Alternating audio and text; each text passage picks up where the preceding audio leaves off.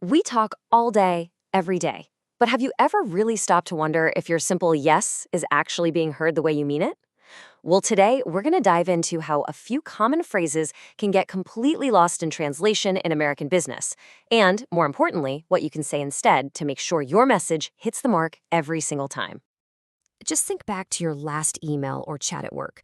When you agreed to something, did you sound like you were excited, ready to go? Or could you have accidentally come across as maybe a little hesitant? It's a really subtle difference, right? But these tiny little miscommunications can seriously shape how you're perceived professionally. All right, let's kick things off with a word I'm sure we've all used to be efficient. Noted. I mean, it seems so straightforward, doesn't it? So simple. But what's really going on under the surface of this one little word can create a surprising amount of confusion. Okay, so here's where that communication gap really cracks open. If you're coming from the Philippines, noted is a crystal clear confirmation. It means, yep, got it, I understand completely. But in an American business context, which really prizes action-oriented language, noted can sound, well, passive. It kind of lands like, okay, I've put that information in a folder somewhere, which doesn't really signal that you're going to do anything about it. So how do we fix this? It's actually super easy. You just signal action. A friendly, got it, thanks is great. It confirms you got the message. But if there's a task involved, thanks, I'll get on that, is even better. It's a game changer. With just a few extra words, you're showing you're on top of it. You're proactive. And this whole idea of passive versus active language, it doesn't stop there.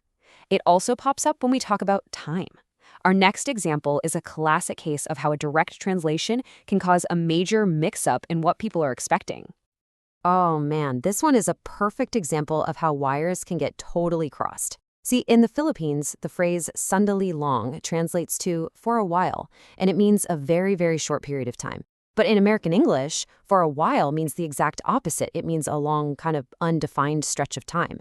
So you think you're asking for just a few seconds, but your colleague might be hearing that you need several minutes or maybe even longer. So the pro move here is just to be totally unambiguous. Phrases like just a moment or 1 second, please, leave zero room for error. It's such a simple switch, but it makes sure everyone is on the exact same page, which, is absolutely essential in a busy workplace. All right, last one. Let's talk about a word that is all about nuance. Sure. This is a tricky one because your tone of voice can completely flip the meaning of your message, and sometimes you might not even realize it's happening. And this is just so important in American English. How you say something is often way more important than what you actually say. And with a word like sure, your tone can be the deciding factor between an enthusiastic yes and a reluctant, I guess so. So, what's the deal? Well, while sure might be your standard all-purpose yes in the Philippines, if you say it with a flat tone in the US, it can really sound like, I guess I can do that if I have to. It just doesn't have that confident, energetic vibe that tells people you're genuinely on board, and that can make you seem less committed than you actually are.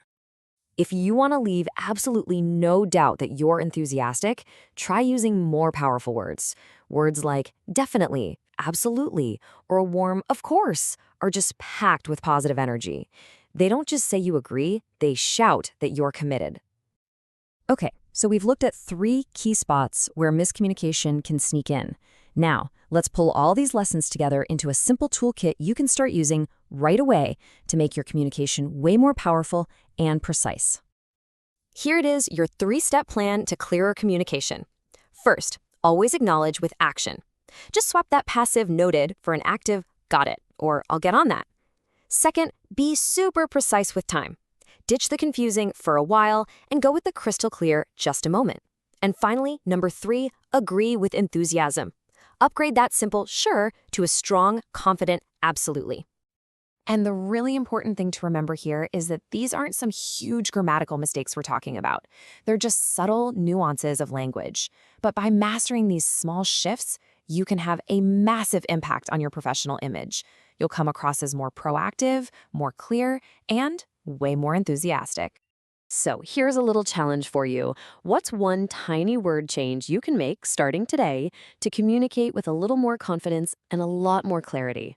Think about it, give it a try, and I bet you'll be surprised by the difference it makes. I'll see you next time.